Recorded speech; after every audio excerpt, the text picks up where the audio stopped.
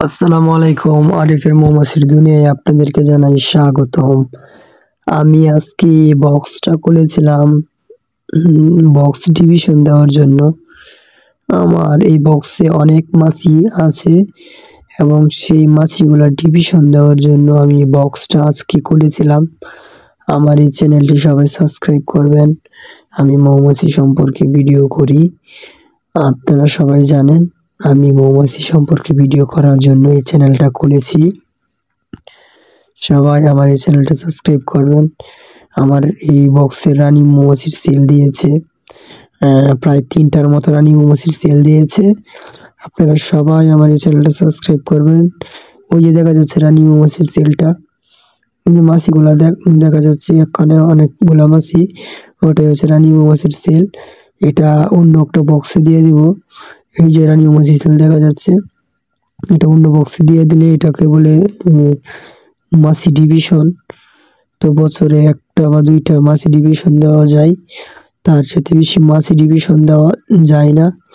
আপনারা যারা নতুন উদ্যোক্তা আছেন, আপনারা যারা এভাবে মৌমাছি চাষ পালন করতে চান এবং আমার এই ভিডিওগুলো নিয়মিত দেখবেন, তাহলে আপনারা পারবেন মৌমাছি কীভাবে প্রতিপালন করতে হয়।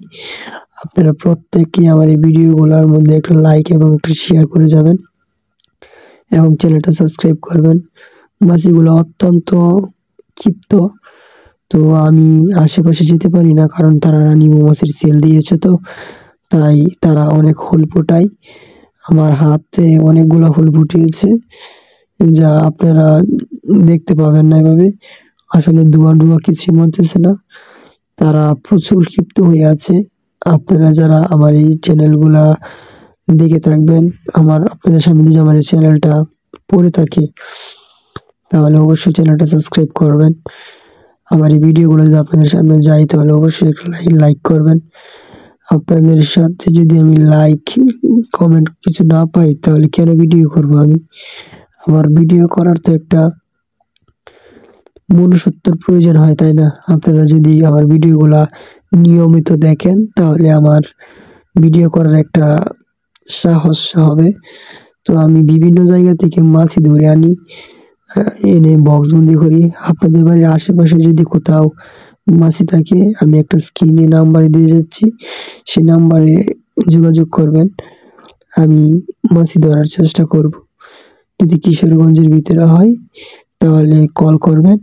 আর কিশোরগঞ্জ ছাড়া হলে দয়া করে আমাকে কেউ কল করবেন না, কারণ আমি কিশোরগঞ্জের ভিতরেই আমি মাছি ধরে থাকি। বিভিন্ন প্রজাতির অ্যাপিস সেরেনা মাছি বিভিন্ন জায়গা থেকে ধরে এনেছি, কারণ অ্যাপিস সেরেনা মাছি এক প্রজাতিরই হয়, সেটা অ্যাপিস সেরেনা।